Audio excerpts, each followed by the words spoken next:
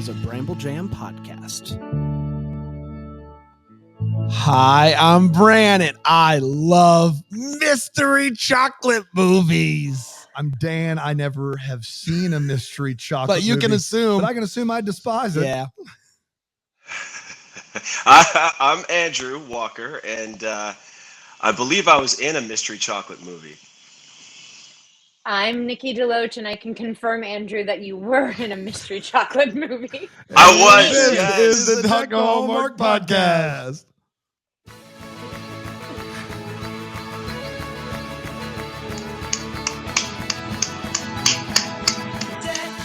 Have you ever produced one of these before? It was a sticky button. It was the chocolate. Button. It was a chocolate. I was getting in, what is it? The character? Like the 800th episode. Can't push a button. Have you ever pressed a button? Have you ever? Yes, the one time you were out. That's true. I think it went flawless. Do you remember how you did it? What was Wide Shot Me Panda Big Boy. That's exactly That's right. right. You got it, buddy. I do. You're good to go. It's easy. Hi, everybody. Welcome back to Hallmark. It's great to be here today for a lot of reasons, but mainly because two of our favorite people in the entire world, not just the Hallmark world. If you're watching on YouTube, there's no way both of these people are fitting on the screen together. They're personalities and they're just celebrity. I mean, to have them both on at once right now, they have to have a combined dozen appearances on Deck the Hallmark. At least, right? Easy. At least, right? Easy. And now we got them together. Wow. Can't believe it. It's unbelievable. Nikki, Andrew, welcome. There's a lot of negotiating with the agents, a lot of back and forth with our people to get us here. It's like, yeah. We wanted this in 2018, and it's taken 4 years. We've been working on it, to finally get all the paperwork lined up to where we all can be together at once without getting angry at each other. That's right. Yeah, for sure. Let me do this before we dive into chocolate mysteries. I'm going to give each of you 30 seconds to pitch your life. And what I mean by that is update me on what you've been doing, but like only the good parts, none of the boring stuff, and hopefully all exclusive stuff. Like I don't want to hear what you've been telling everybody else. We're only in the game for the exclusives. So I'll start with you, Andrew. 30 seconds are on the clock. Pitch me your life and go. Well, 4 years ago, I started preparing for my mystery chocolate movie and hoping that one would come. And I made chocolate goodies around the house. I bathed in chocolate. I planted a cocoa tree in my backyard, and I was just waiting for this chocolate movie to come around. And finally, it came around, and I did it. And now I'm waiting for my next movie. Hopefully, it's gonna be about crepes or something else. Were you reading like The Secret, where you just like manifested like chocolate and everything to get this movie? Was that the goal? I did. Yeah, pretty much. Yeah, that's how I live my life, anyways. But it's 4 years and manifesting this, and it seems like it's come to fruition. Well, it has come to fruition. It has. We did it. Thank you, Andrew. I felt like you didn't take this seriously, but I'm going to go to Nikki. Nikki, it's now your turn. Give me the pitch on your life. If there's anything that I know, I am a straight A student. I know this assignment. So, I am currently with my writing partner, writing 2 scripts. One of them is for Hallmark. It's a Christmas movie. It's based on a true story.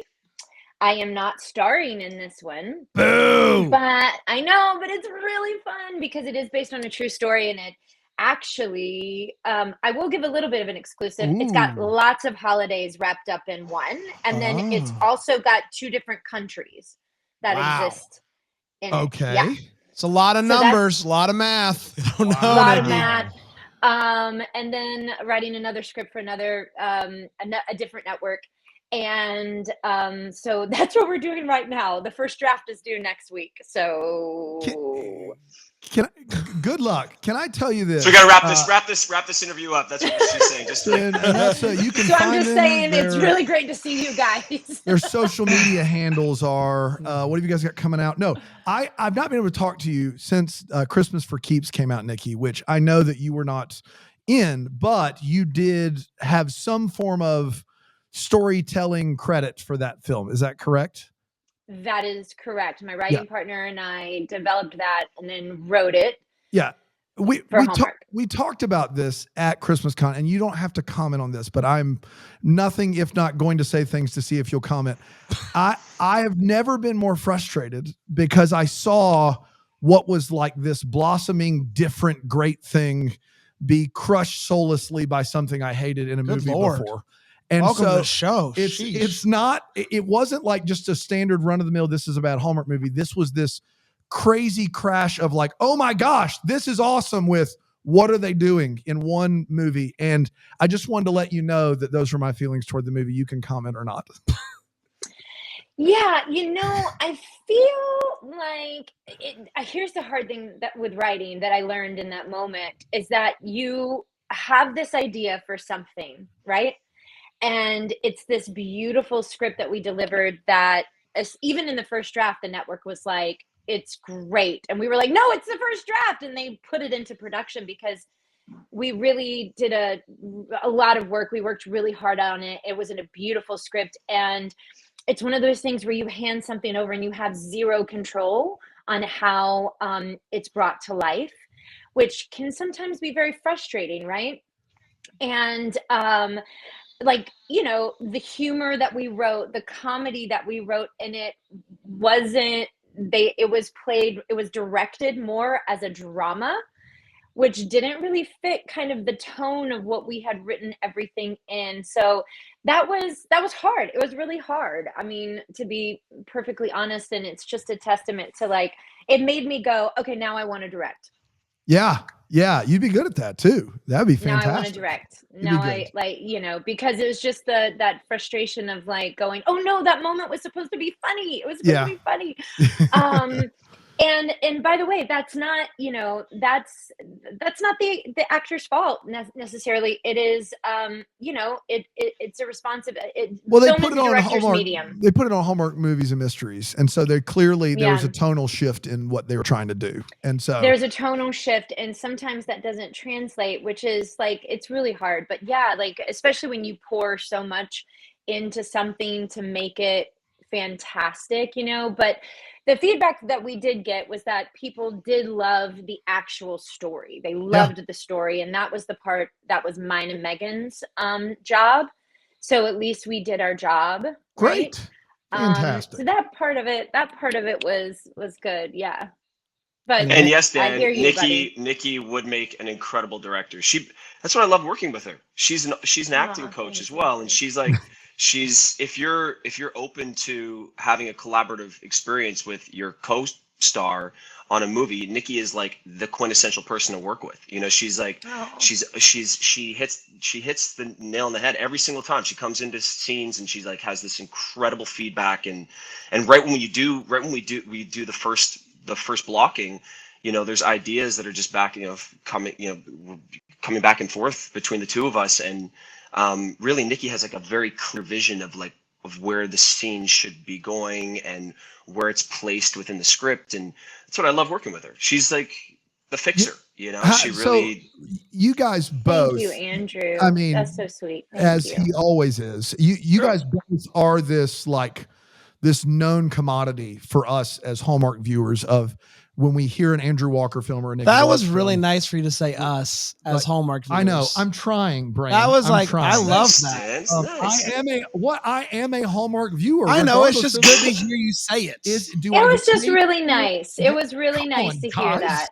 Anyway, you're a known commodity, and so it would seem to be that they would try to allocate those known commodities to as many movies as possible. But it's a treat for us when we get you guys together in a movie. But you guys have been together in a lot of movies. And does that happen because it's a request of, oh my gosh, Andrew needs to do this with me, or Nikki needs to do this with me so we can make it work? Or does it just happen that way? Or like, what's the relationship like to where you guys end up working together? What, you guys have had a handful of movies together already, right? It's number 4. The last one's our 4th. This is number 4. Well, the first one was Happenstance, Dream of Christmas. And then we got super lucky on A Perfect Catch because we had just worked together. Actually, you, me, and Lisa DeRue did A Dream of Christmas. And then all 3 of us were put back together like 2 months later or something like that for The Perfect Catch, which was, again, we were like, oh my God, the network must have missed that. like, how do we get so lucky? And then we didn't work together again in Sweet Autumn, and that was me. We didn't have a guy yet for that movie, and it was coming together really fast. I was in Vancouver, And they literally, the network was like, hey, 2 days after you wrap, can you be in Winnipeg for this? And I was like, yeah. It was in the middle of COVID. I was already there. I'd done my quarantine. And then I spoke to Stan Spry, who is a producer, and I said, who's the guy? And he goes, we don't have the guy yet. And I said, can we get Andrew? And he's like, of course, because everyone loves Andrew. He's like, I love Andrew. Let me ask. And then he asked, and they were like, yes, send Andrew, which was amazing because, I mean, it came together so fast. We had to do a lot of work on the script. And it was one of those things that you're going into a situation when you have a 2-day turnaround on something. And I don't get to do all the work that I usually do. And, you know, you need to know that the other person on the other side is going to be an actor that, like, you're just going to, like, you're going to figure it out. No matter what, you're going to figure it out. The scene's going to work. And that was Andrew for me. Also, I love him as a human. So, so that came together like that. And then this was, it was a manifestation because in 2020, I had called Andrew and I said, I'm going to create a wheel for us. And I was working on developing something, which actually did end up moving forward this year. But I was like, whether it's this or whether it's something else, like, we're going to do a wheel. And then this came up, Heather Overton, her lovely, amazing self. She's an executive at Hallmark. And she said that she wanted the two of us. And so we got on the phone and I was like, I'll do it if you're doing it. And he's like, I'll do it if you're doing it. So when Nikki had told yes. me, I was saying about this another podcast, but when Nikki told me we were doing a wheel in 2020, I was like, okay, we are doing a wheel, because Nikki, you guys probably already know this by now, but she's a witch. She's basically she can create anything that she wants, and she'll already know what you're thinking before you even say it. And so there's certain things that, you know, when Nikki has something in her mind and she puts it out there in the universe, it's going to happen. And so when she said that to me, I was like, okay, yes, let's do this. And also, you know, there's no greater situation for me as an actor, and for somebody who I feel like I kind of like, my acting lay dormant for a good portion of my early 30s to mid 30s when I was building my business with my wife. So, you know, back in like my 20s, I felt like I had some really great roles that you know, that fed the beast and like got me deeper into my craft. But Nikki is one of those people, and there's a handful of other people that I've worked with that really bring that out in me, and she's like my creative muse in a way. And I'm also able to learn from her and be open and vulnerable with her, and really try to take things to the next level. And so, you know, to have this ability to potentially do a few of these and bring something different to Hallmark and to the viewers that they haven't seen before,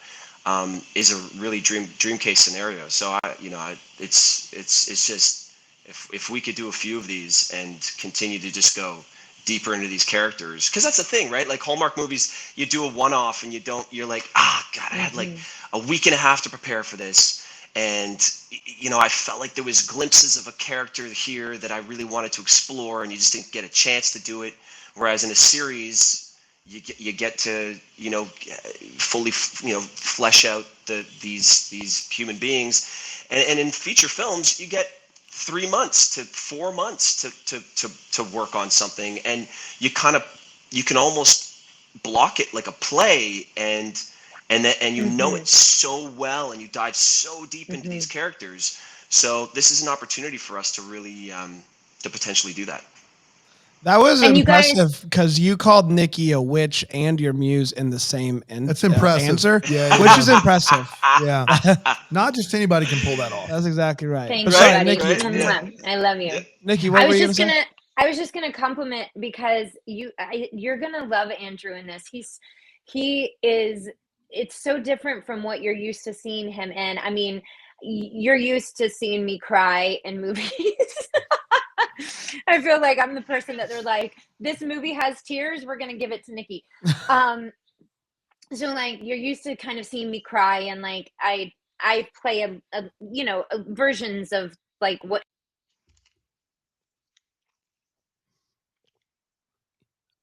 Nikki, your audio we just can't disappeared. hear you. Your audio cut out. Yeah, Nikki.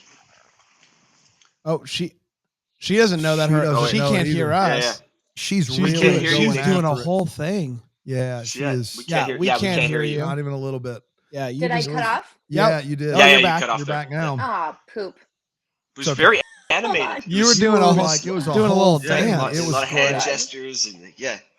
Yeah. That was our censor. She went very off book there, very profane. Now she's gone. Now she's gone. Yeah.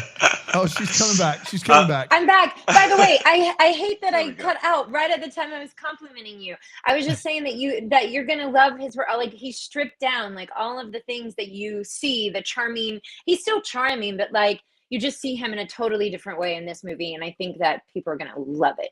That was one of my questions was, Andrew, you have a legendary smile and charm in these movies. Mhm. Are we going to see some of that like dark smolder, like detective smolder? Are we going to get that? You are. Yeah. You are. Like playing against everything, and even there's days where we were like, I was instructed potentially to kind of give something, give something for the network, just to say we have it in the bag. And Nikki and I would talk and be like, no, we're not gonna do that. That's what I'm talking about. Let's stay on the track power. here. And the whole thing too is that like Nikki and I, we've having our 3 movies before, something we talked about beforehand. We're like, we already have the trust of the viewers. What are we going to do? We're going to turn out another regular mystery movie. We're going to turn out like another just mystery movie for Hallmark, which is fine. But we didn't want to do that. We were like, we already have viewers. They're already going to watch this movie. Do they just want to see another Nikki DeLoach and Andrew movie where we fall in love and it's just no, let's just play against everything that would be the natural place where we were going to take it in a normal movie.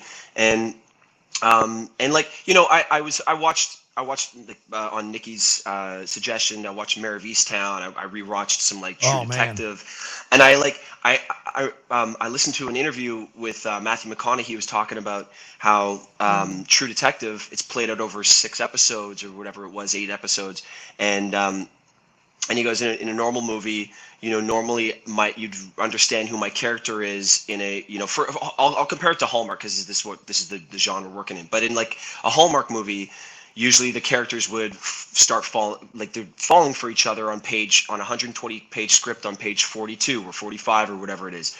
But in this movie, if it's going to play out over a bunch of films, well, that love interest should only start to bud in like on page 360 or 340 or whatever. So, we really tried to play against it. I saw the movie a few days ago. I feel like it was one scene where I might have broken a little too, if I'm being very nitpicky about it, but overall, I'm happy. I'm really happy with the way it turned out. Nikki absolutely crushes it in this movie. And so I think that it's, and also the director, Anthony Mecci, who we got to give a lot of love to on this. He's first-time director. Yeah. Energy.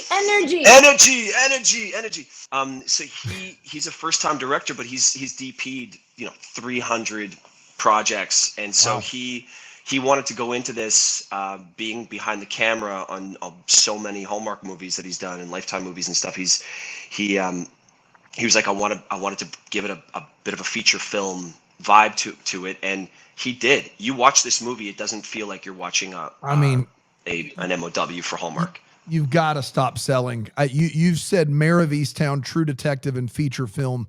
I mean, you got to keep my expectations low, Andrew. This is not. You're not setting it up for success here. You're just not. Those are. I'm telling you, those are the things I watched. Those are the things I watched.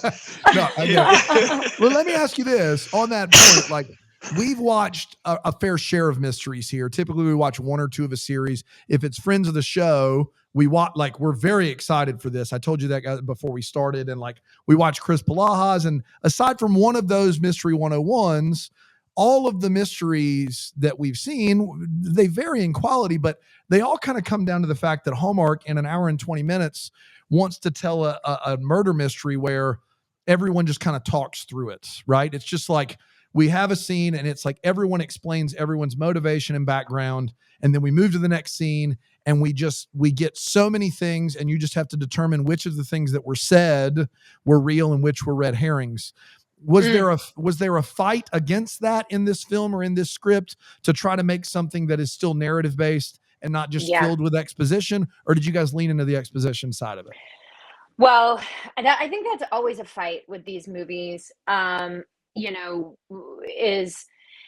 a thing that happens where, writers necessarily,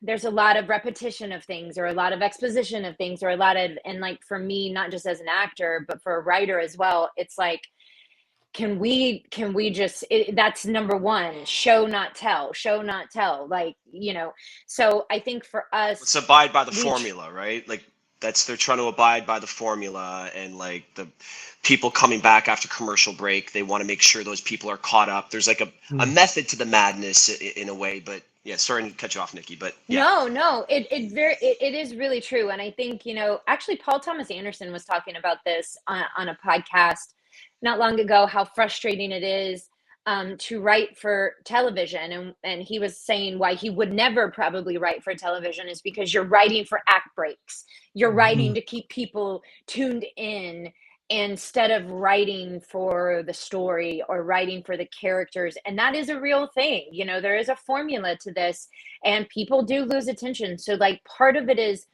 just the medium, right, of television and people being able to easily click to something else. So you do have to kind of write towards that. And so then as actors, you're forced to play at that as well in those moments. But we really did try to, I will also say this writer did a really good job of not giving away who done it. Like when I read the script, I never guessed that was the person. When I read it, I didn't figure it out actually until the very end. And from what I've told watching the movie, you don't really know until the end either, which I think is, like that's something that's also a little different. But we really did try to strip down some of that exposition and try to say like, hey, do we have to say this whole paragraph, or can we just add this, or can we just do it in a look, or can we just do it in, in action rather than words?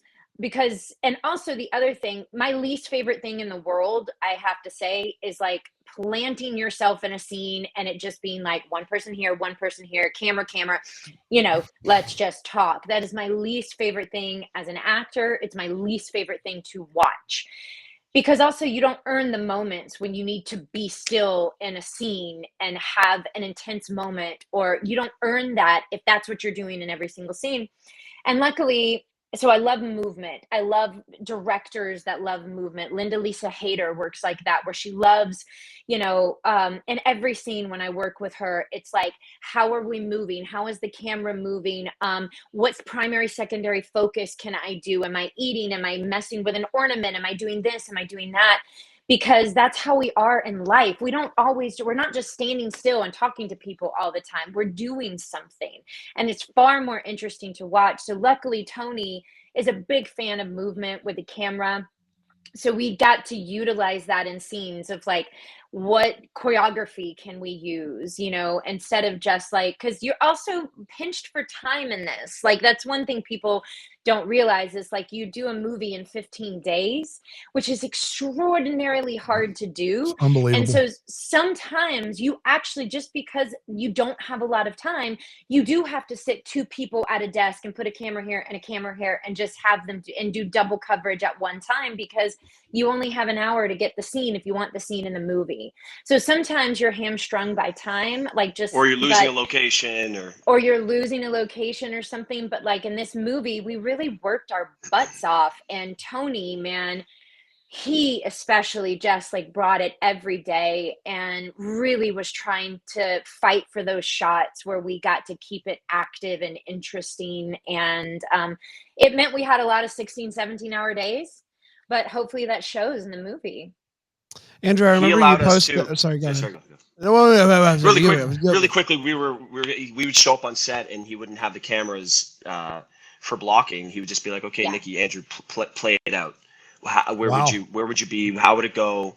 And so we would just do it, Play. a couple times, and be like, "That feels good. Wow, that feels really good." Then they bring cameras in, and we would start, cleaning it up a little bit, and by the time we would hit camera, we would know, we'd have a great scene with action, and yeah. I remember, Andrew, when you were shooting, you posted a video on Instagram of you guys in the woods or something like that, shooting something at night in the woods. Was the times that you guys were shooting this mystery movie, were they different than a regular Hallmark movie? More But nighttime. it's stuff. nighttime spookies. Yeah, more nights. By Wednesdays, so usually you try to in movies like for example, like now we're writing one, right? And you have a certain budget. And it's like, okay, we need to avoid doing too many nights. You have to pick and choose what scenes you want at night, right? Right. So but for this, so much of it takes place at night. So by Wednesday night, we were rolling over into the wee hours. And by Friday, a lot of Fridays, like I got home at 5 a.m. Wow. On Saturday morning, which is, I mean, listen, I didn't have my kids. It was just me. So it actually was, it was doable and easier. But it also, And then she'd get picked up again at 4:30 in the morning on Monday. Yeah, on Monday. That's so true. She'd get picked up at 4:30 a.m. on Monday, get dropped off at 5 a.m. on Saturday. Man. That's so true. It was worth it because it's the tone of the movie. It's a darker situation. So like the night lends itself to, how the movie looks and feels. Have you guys had the opportunity to see it already? Andrew did. You got to see it already, because typically that's not typically my first time. Yeah, you guys are like, man, I can't wait to watch with everybody to see what made the cut, but you've already seen it. Yep. Tyler Hines gets to see all his movies before they air. I was like, you know what? I want to. That guy. I want to see my movie. That guy. I mean, just weasels his way into everything. That's right. He doesn't care about others. I've said it for years. He's so demanding.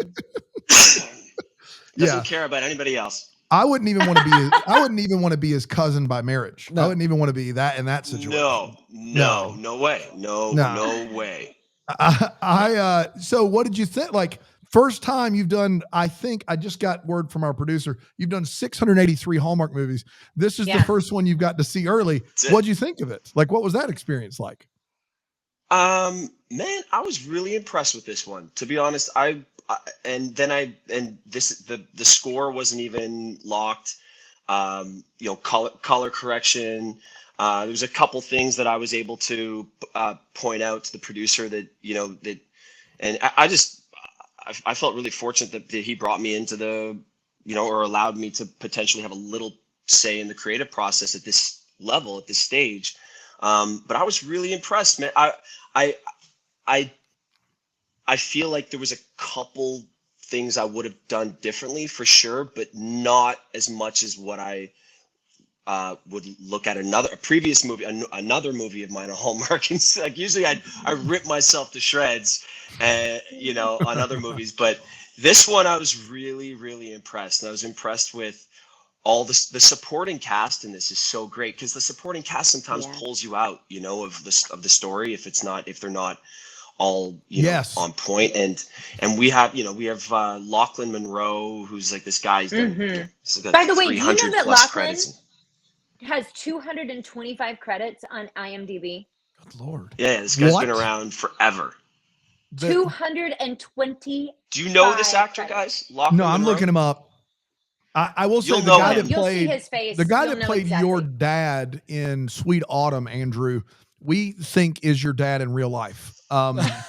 He I think he's been in like 4 movies with Andrew. When you're clean shaven and he's clean shaven, it's like that is Andrew Walker, senior citizen, like Just for Men, Touch of Grey version. Like, I know Lachlan Monroe from Riverdale. He's from Riverdale. He's a killer. That's right. He's also on Spoiler. Peacemaker, That is a spoiler. Sorry, everybody. That's a thing. which is John. I know. John Cena's show, I think that's out, like Peacemaker, On is it HBO called, or Peacemaker. something like that on Yeah. HBO. He's also on that. I mean, he's like on 3 shows currently. We were really lucky to get him, but everyone, but like honestly, every Everyone. supporting actor on the show, like there is not anyone who didn't bring it. It felt so good in every scene to be surrounded by just super strong actors. I would say they were fantastic. And that does make a huge difference. It does. It makes a Watching 500 huge of these, difference. when the supporting cast is bad, things just go downhill in a hurry. I mean, they just do. Yeah. So that's always, and this is the first time we've ever done one of these where you guys are like, they all brought their A game, which is fantastic. Oh yeah, they were fantastic. The mystery. Do you know if this is hopefully going to be more? Do you know if there's going to be more? Are you allowed to talk about that? You don't know. Is there any There's sort of 18 novels. 18 novels to this series. So if people tune in, it's really just based on numbers, you know. That's so if, annoying. What if about, people like, watch it?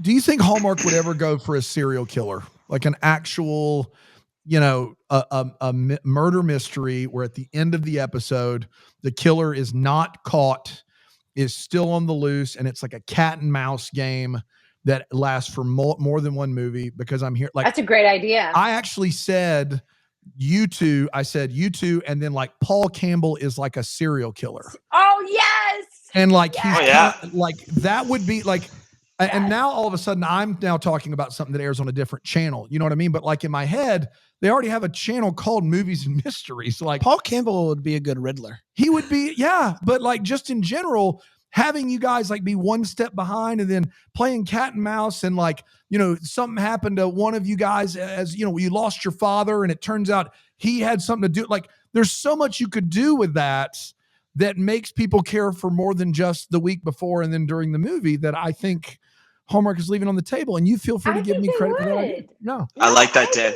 Yep. I think they would. I actually, you know, they're really like coming out of the gate with very different things than they've done before. I mean, it's, you know, they're going to push the envelope now. They're going to open stories up. We talk about addiction in this movie. There's a big story point is all about addiction, and you know, that's not really something that we've seen, but we should talk about. You know, I feel like our audience is ready for it. If there was one thing that I kept getting over, I always asked fans, like, what haven't you seen that you want to see? What's something that you want to see more of?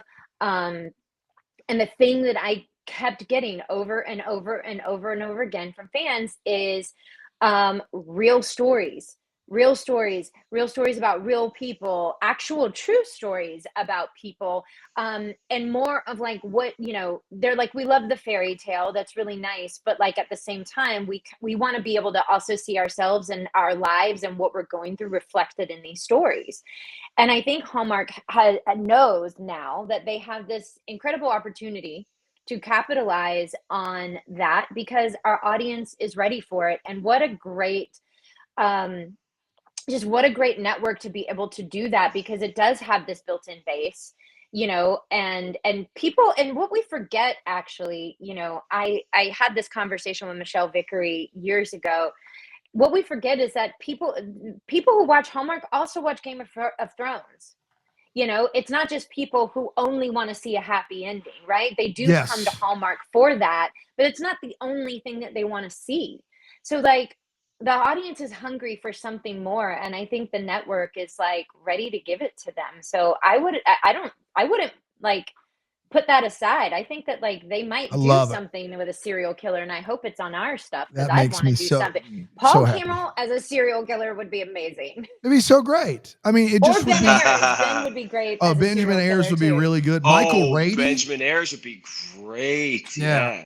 Michael Rady could play serial killer. Like he would be just like, he'd be really good at it. I think Michael Rady can play anything. Yeah, that would be fantastic. But like, I guess, and this is, maybe it lends itself to this. The exposition question is similar to this one, but you know, Hallmark movies, Christmas movies, love stories have an arc that we all know, right? And like, not just the the two meet and the two kiss. In between, we know about all 9 of those acts. We know how they're supposed to go, all the moments. We think things are misunderstanding, everything. The mysteries and some of the problem inherent with the mysteries, unless the characters are great, is we know the first act and the last act. How do we make the middle of that matter on Hallmark?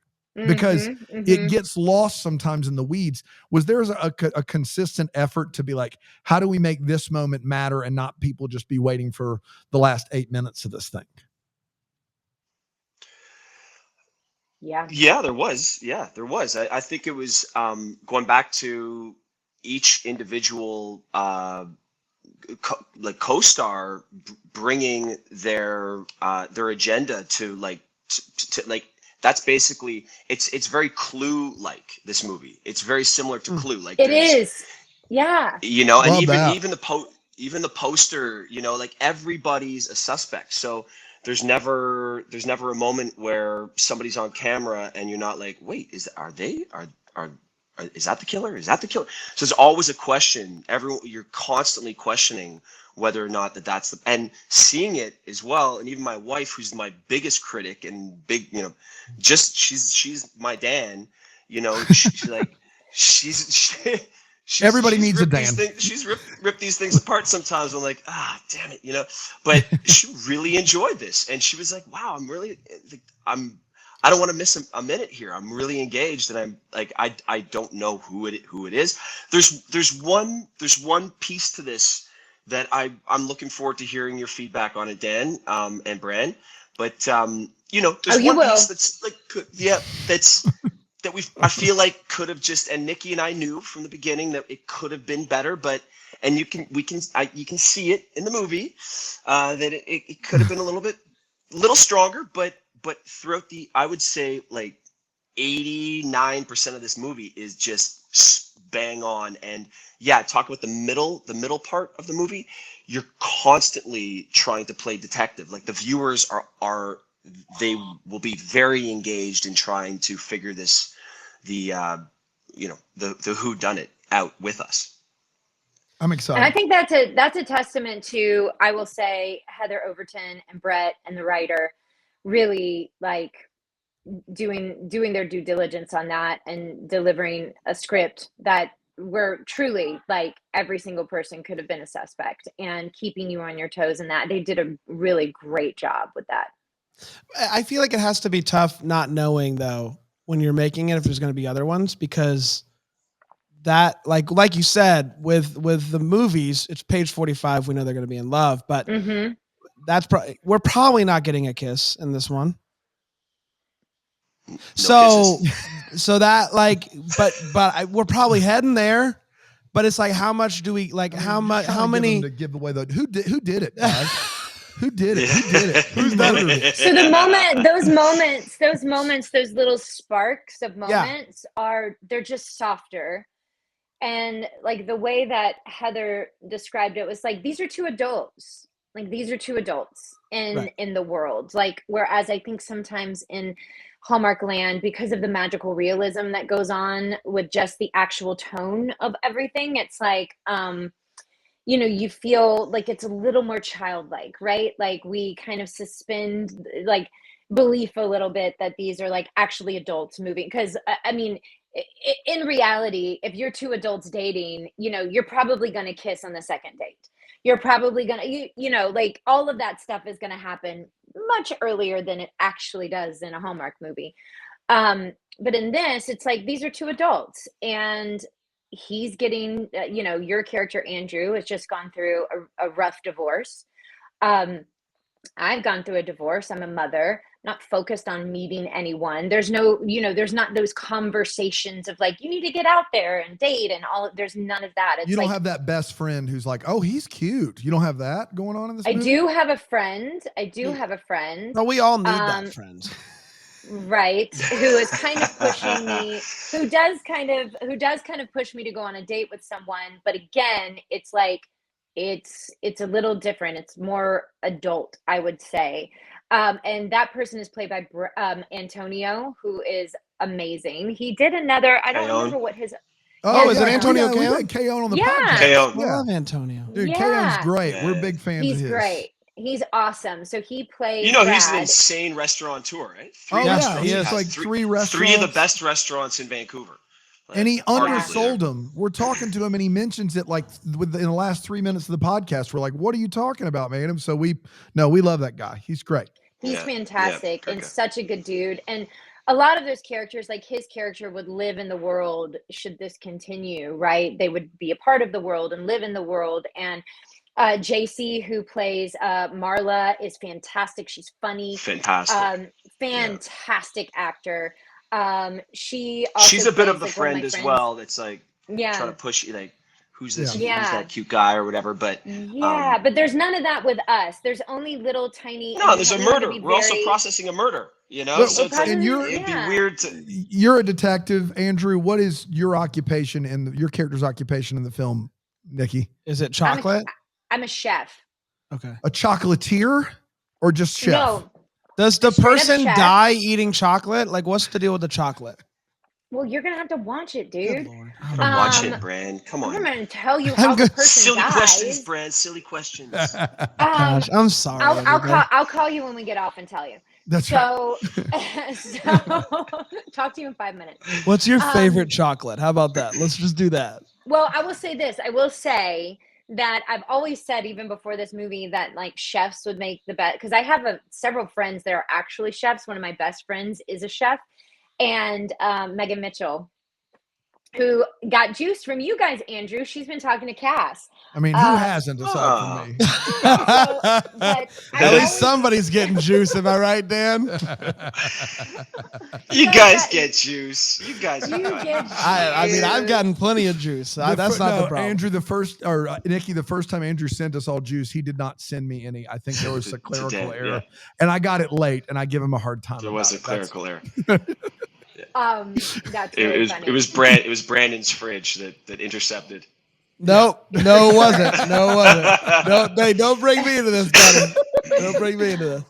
Well, I've always said that chefs would make incredible detectives because of their attention to detail. Like, they are such detail-oriented humans and very type A people in general. So it's that attention to every single little detail. So I'm a chef. I used to have a restaurant, and I pulled away to kind of do catering and do my own events in the movie. Really quickly, you mentioned that there's like, there's a soft spark like in this one. Like, it's not like soft, yes. So let's really quick. I'm going to count to 3. You guys give me your soft spark face, and then we'll do it again, and we'll do a hard spark face. All right? Is everybody ready for this activity? Right. No. You got it. This is what you were made for. This is it. Soft spark, hard spark. And I'll do it too. Soft spot, Andrew. Soft spot spark. You got it. Oh, that's soft. Like, that's your soft spark, Brandon? No, hold on. Dan, you count us off. I don't get to be in. Okay, we're gonna do it together. Okay, ready? Okay, we're gonna do it together. Count us down. It's tough for me because I can only see Nikki's half face with the way my screen is. But Andrew, you can do this. You know how to do it. You can do it in your sleep. I can't. I need to see your full back. 1. Okay, ready? 2. Okay. 3.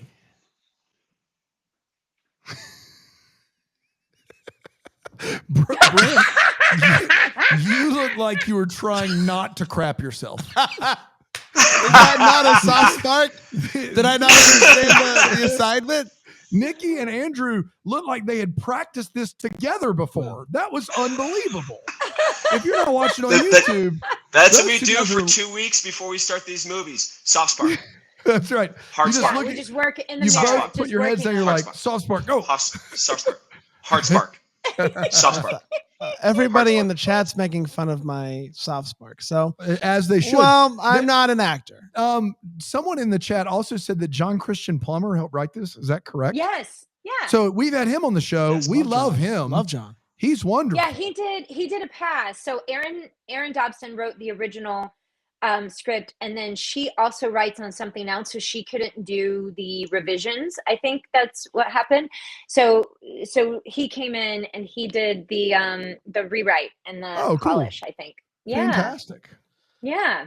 Love no, that two guy. He's a good great guy. writers on it. I don't know. We don't know John. I don't know John personally at all. So he was a good guy. Well, before this, He was he had doing- done one pass on one other thing, but he would only do Mystery 101, and then he writes for not Hallmark. And Mystery 101's the best. We have, in our opinion, Mystery 101 is of these. We've done Crossword and Martha's Vineyard and Aurora Tea Garden and all like Mystery 101, and we we love Chris, but like that one has been the closest to something that you would kind of see not on Hallmark, in our opinion. I And agree.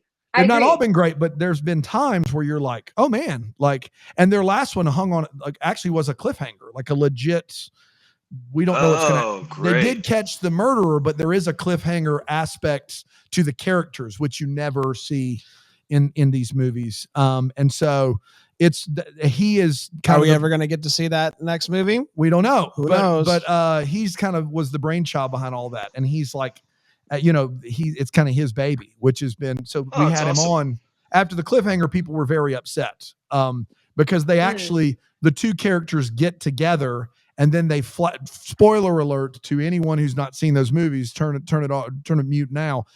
At the end of the last episode, they flash forward to him showing up at a murder scene, and she is there, Jill is there, and he says, that's my ex-girlfriend or something. Like they're no longer together, or that's her fiance or something. Yeah. That's what the guy who got killed is her fiance. Yeah. So like literally, interesting. It ends. This is 6 movies in. They've gotten together, and then in the future they're apart. It was pretty controversial. Which is, people were upset about this, and I loved it. Like I was like, this is. So it took 5 movies for them to get together. Eventually, it was five movies in. Yeah, they started like 3 or 4. Yeah, they started like, I think they kissed in 3 or 4. They kissed in 3 or 4, but like going on dates, really being like a couple. I think that was 4. Yes. Yeah. Andrew's like, I'm not going to be able to kiss somebody for 3 movies. By the time they kiss, it's going to have to be on another network. I don't know what we're going to do. Yeah. All right. Here's what we'll do to wrap up.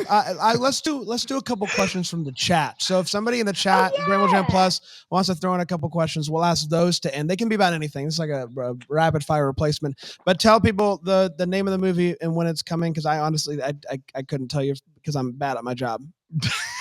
Wow. I mean, it is okay. Hold on. Unbelievable. Oh my gosh. He doesn't care about you guys at all. He's just here for a paycheck. The guy that despises the movies, I'm all in here. Do you know the name of it? Chocolate for All. No. I know it airs on April 10th. You got that part of it. The name of the movie is Love. Actually, it's a okay. Hold on. The name of the movie is What's the Deal with Chocolate? The Chocolate Murder Mystery Series. All right. What's the deal with chocolate? It's called, the books actually, my gosh, the books are actually called the Goldie Berry series. But the Goldie Berry series. That's not, by the way, it's my favorite character name I think I've ever had. Your name is Goldie Berry? Goldie Berry. How it's a great name. It's a great name. Aces. But the movie is called The Curious Caterer, Dying for Chocolate. Dying for Chocolate.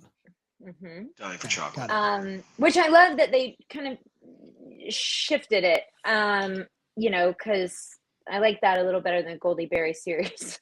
And also, it's not just my movie. I mean, it's a 2-hander. It's like, that's the great thing about this as well, is it's like, it's not just like your female lead kind of thing. Like Andrew and I both carry this movie, which is awesome. The poster turned out pretty great too. I'm actually really happy with the poster. It's a great poster. But am I like, if I eat chocolate while watching this, is it going to turn me off to chocolate, or are we good there? It's not like. No, I think you'll like it even more. Great. Wow. I love that. Like so really, some questions for the chat. Nikki, who directed the movie? Oh, okay. Yeah. Who directed the movie?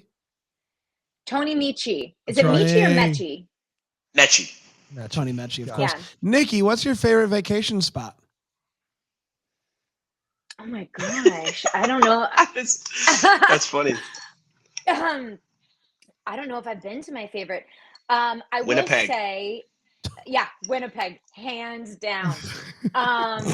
I have a really soft place in my heart for Hawaii. I did a show there with Chris Palaha. We were there for a year together, and I mean, there's just like something really special and magical about Hawaii. I love being there. I'm happy when I'm there. It's truly a happy place for me. So while I love to travel everywhere, I think if I was to pick like right now, I would say Hawaii. There you go. I want to go I know with there's other Chris Aloha questions for there. a year. Yeah, I mean, who doesn't? Nikki, you I know. said you guys filmed a movie and you were pregnant, and Andrew was talking about Yeah. this restaurant he wanted to take you to, and you went downstairs, Choices. and then it took forever to get Choices. there. Are you over it yet, or is this still something that you remind him of regularly? I will never let him forget it. I love it. That's the correct answer. Anytime. And by the way, Correct the answer. funny thing is too, is he is so time conscientious now, only because he wants to be like he's like, see, look at me being here first. I'm not late. I'm here first. I'm not late. Andrew was I'm here here first today, but then he had to duck out, and Nikki popped in. But Andrew, you do get points. You were here first. Andrew has He was never. here Like, Thank you I very just feel like much. he always goes above and beyond, and always does and says the right thing. So when he does something like this, you Always. just gotta hold his feet to the fire on it, right? Like you gotta make sure he just knows that even the great Andrew 100. Walker All right, time. really Yes, quick, a you couple do. of most recent Bring me to concert you went tears. to. Most recent concert. Yeah. I mean, I haven't been to a concert since before COVID. Andrew, have you? Yeah. I was at the most recent concert was the Rolling Stones in LA. Nice. Yeah, I went to go see them just before the holidays. Fantastic. How about that? Love That that. is The fantastic. most important question: when can we purchase cotton candy grape juice from Little West? That is in the chat. It's in the chat. That's It's in the not chat. us. That is not me bringing this back up. That is in the chat. We had a whole conversation about this before we went live here. It's so Kendra and I had real talks about it, and it is something that we're interested in. We're just we got to figure out the other ingredients. So maybe fans, maybe you can send in some other ingredients to make it health and not And just So cotton far, candy all grape Andrew juice. has is fennel. Is that all Andrew has? It's fennel and cotton candy Well, grapes. it's gotta have a cocktail. You gotta go well with a cocktail. Gotta go with a That's important too. I think you gotta cut it with cucumber. Ooh, cucumber. And maybe some like Basil? yeah, No. maybe a little yeah, I said basil. It's gotta be super like very minimal. Just a hint. Yeah. Yeah, fennel, cucumber. I feel like we're making some headway here. Yeah, By I the think time so. Just Andrew one good retires thing, from Yeah, one good yeah, think yeah, tank yeah. that'll do it. And last but not least is the most important question. You cannot ask any follow-up questions. There's no You just have to context say to this. yes You just or have to. Should Dan give Brand the big TV? Should Dan give Bran what's the big TV? They No said you context. can't do a follow. You can't do a Can't. follow-up You question. just have to say yes or no. Yes. Yes. Come on, guys. Man, I thought we had something here. Both fans of The deed Brand. is done. It's unbelievable. Andrew, Nikki, you guys are the best. Can't wait to watch your mystery. April 10th. Death by chocolate. Stop Death by it. chocolate. No, stop it. Ah! Dying. The curious caterer dying for Dying chocolate. for chocolate. Dying for chocolate. I love it. April 10th, 9/8 Central. April 10th, 9/8 Central. Can't wait for it. Until Yes. then, may we be the first to wish you a Merry Christmas. Oh, Merry thanks, Christmas, Merry Deck the guys. Hallmark's a Bramble Jam Love podcast. you. It's presented by Philo TV. It's produced by Brandon Gray and recorded live in, Greenville, South Carolina. Set decor is by Plum at Haywood Mall. For more information on Deck the Hallmark, you can go to deckthehallmark.com. For more information on Bramble Jam Podcast Network, you can go to bramblejampodcast.com.